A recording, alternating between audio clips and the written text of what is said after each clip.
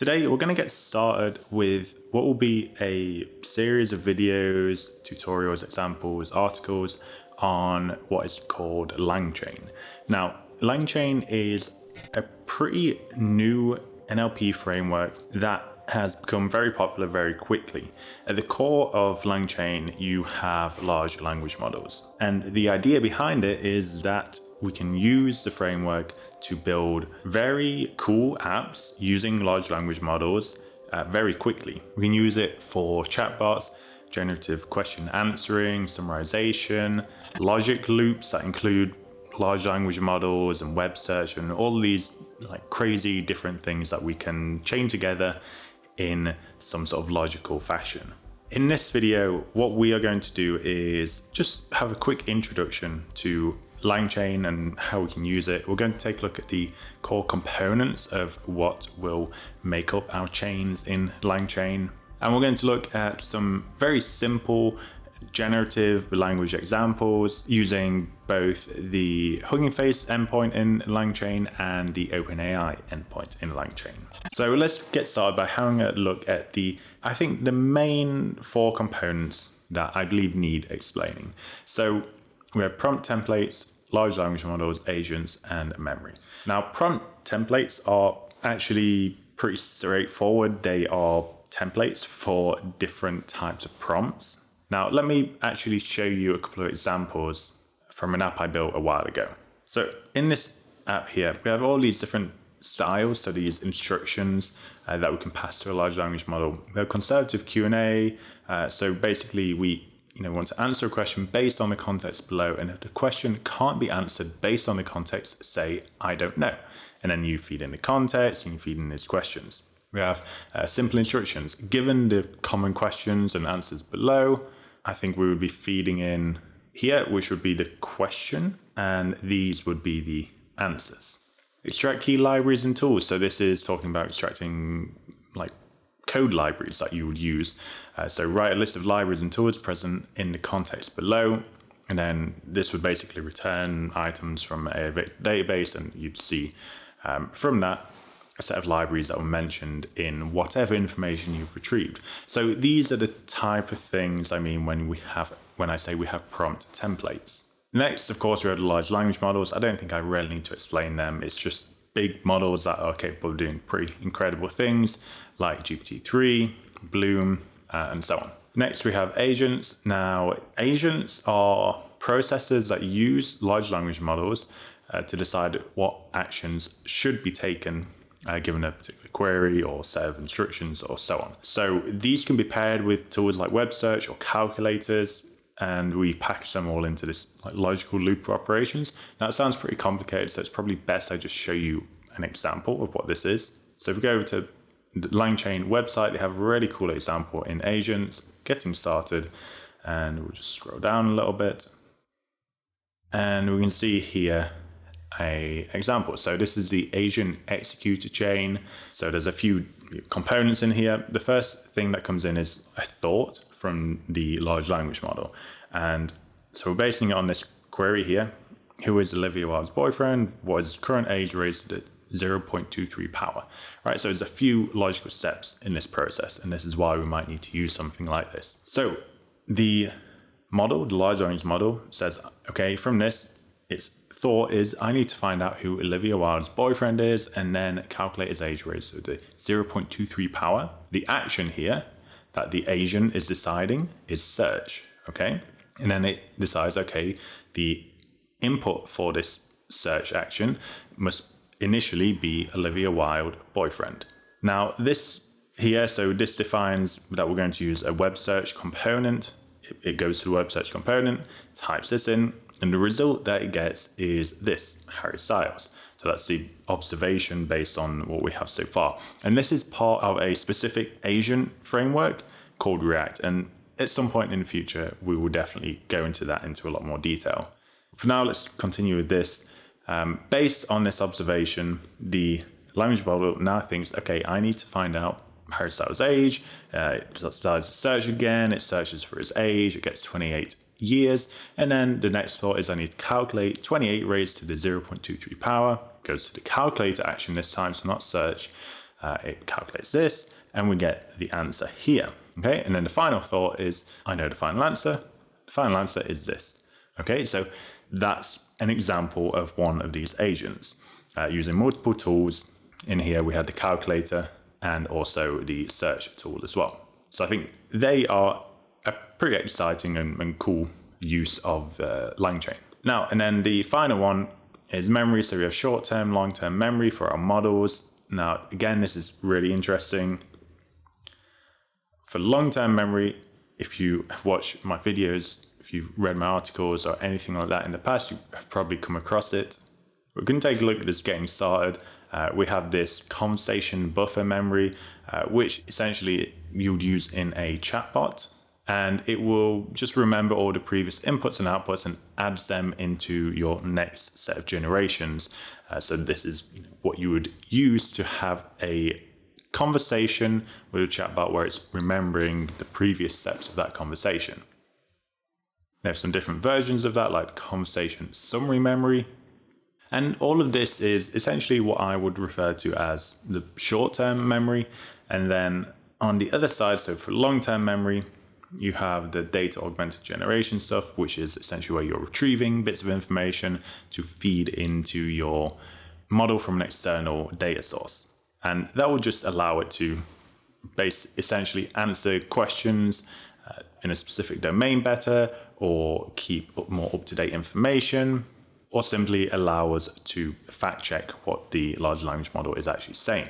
Now, they're the main components to LangChain, and what we'll do now is actually just get started, and we're going to do something really simple, which is just using large language models in LangChain. So to get started, we need to just pip install LangChain. So this will obviously install the library, and what we will do is just go through some really basic examples of using LangChain for large language model generation with both OpenAI and Hugging Face. So let's get started with Hugging Face. Now, if you would like to follow along with this, I'll leave a link to this notebook in the top right of the video right now, or you can click a link in the video description to take you to this collab. So with Hugging Face, we need to install the Hugging Face hub as a prerequisite. And what's actually going to happen here is we're not going to be running Hugging Face models locally. We're actually going to be calling their inference API, and we're going to be getting results directly from that. So to do that, we actually do need a Hugging Face API token. And this is all free, by the way. So to get that, we need to go to huggingface.co. And if you don't have an account, you'll need to sign up for one. I believe the sign up will be over here on the top right of the web page.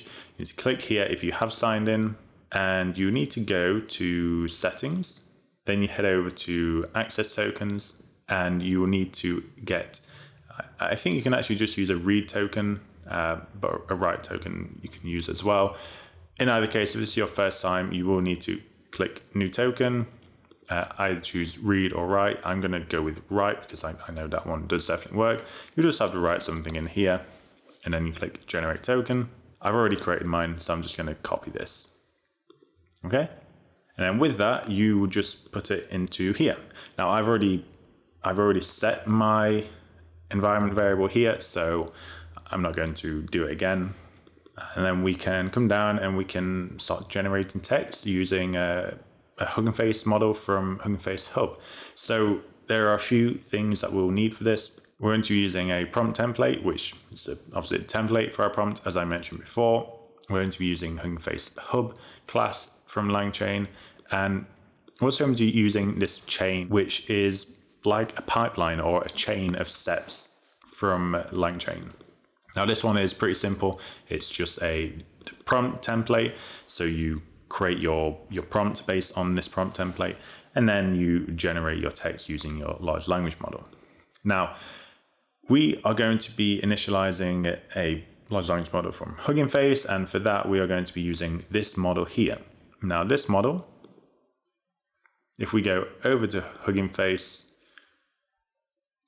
we can click on here, type in Flan, and you see there are a few different models here. The Google Flan T5 Excel is not the biggest, but it is the biggest that will work on the free tier of inference here. Okay, so that's what we're using. If you try and use the Excel model, it will, I think, more likely than not time out, or at least it did for me. So with that in mind, we initialize the model. We set the randomness or the temperature of the model to be very low so that we get relatively stable results. If you want more creative writing, you would want to increase this value. And then we create our template. So our template is going to just be very simple. It's going to be a question answering template where you have question. Now this is our input variable that we'll be using in the template. And then we have our answer, and then the model will essentially continue from this point. So with that, we use our prompt template. We use this template here, and we just say the input variables within this template is a question, right? Because this isn't an F string here. If it was an F string, it would look different. It's actually just a string. So here we're saying whatever the question input is, we're going to put it here. Okay. Then we create our chain prompt followed by our large language model. And then we're going to ask the question, which NFL team won the Super Bowl in the 2010 season? And we're just going to print that out. So I'm going to run this. Okay, and we get Green Bay Packers. Now, if we would like to ask multiple questions together, we have to do this. So we get like a list of dictionaries. Within each one of those dictionaries, we need to have the input variables. So if we had multiple input variables, we'd pass them into here. So this question is going to be mapped to question in our template. And now I'm going to ask the question. So the first one, same thing again. Now I'm going to ask a bit more of like a logical question here, some more facts, and again, like common sense. And we can run these. I think this model doesn't actually do so well with these. So we have this kind of like format here. First one, I believe is correct. The second one, 184 centimeters, which is not true. It should be about 193 centimeters. For this one, so who's the 12th person on the moon? It's saying John Glenn, who never went to the moon. And then how many eyes does a blade of grass have? Apparently it has one. So, you know, this model it's not the biggest model, it's somewhat limited. And there are other models out open source that will perform much better, like Bloom. But when we're using this endpoint here, without running these locally, we are kind of restricted in size to this model. So that's what we have there. One other thing, now obviously these haven't performed so well, so these are not very likely to perform well either. But what we can do with a lot of large language models is we can actually feed in all of these questions at once, so we wouldn't need to do this like iteratively calling the large language model and asking it one question and then another question and another question. Some of the better large language models, as we'll see soon, would be able to handle them all at once. Now, in this case, we'll see it doesn't quite work, but we'll see later that there are models that can do that. So the only thing that changed here is I changed my template. So I said, answer the following questions one at a time, pass in those questions, and then try to get some answers. The model didn't really listen to me, so it just kind of did its own thing. Nonetheless, that is what we got for that one. Now, let's compare that to the OpenAI approach of doing things. Now, for this, we again need another prerequisite, which is the OpenAI library. Just say pip install OpenAI. And we come down here, we will also need to pass in our OpenAI API key. Let me just show you how to get that quickly. So if we go to OpenAI, it was at beta.openai.com, but I think they've changed it recently, so it's no longer beta, it's just openai.com/API. You come over here to log in or sign up if you don't have an account. Once you have logged in, you will have to head over to the right here, go to account, come down, and I think we need to just go to settings, API keys, and then you can create a new secret key here. So you just click create new secret key.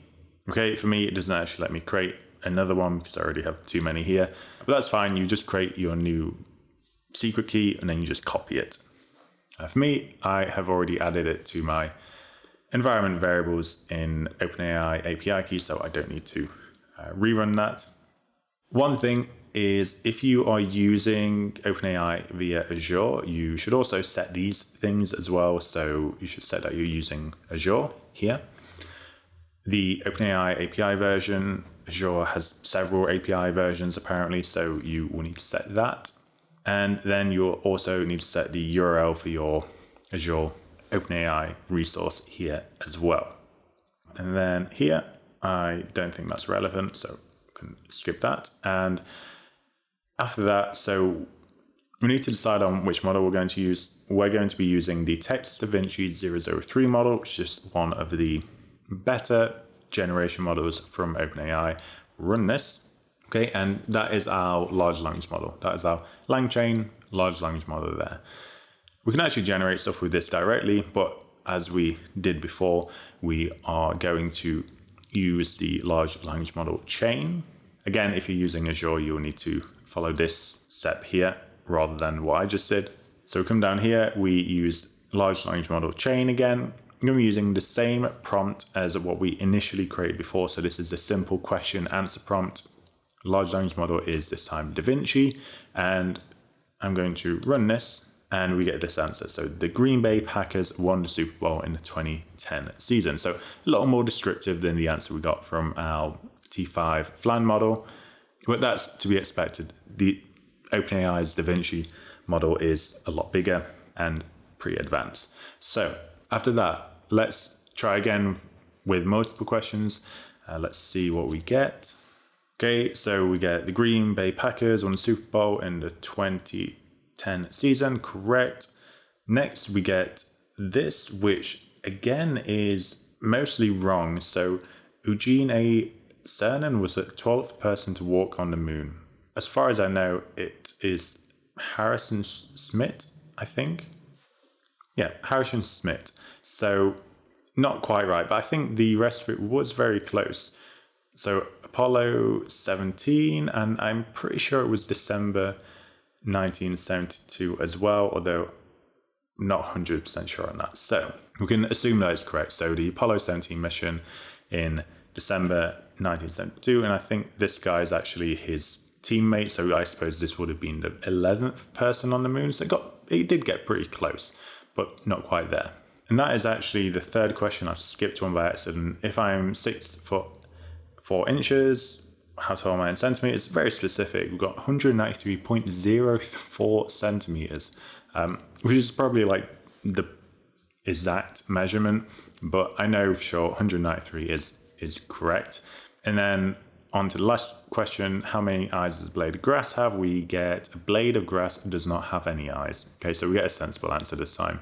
And then I wanted to very quickly just show this. So this is a list of items, and I'm passing this to the large language model chain.run. This is actually incorrect. So this is actually just going to see all of this as a single string.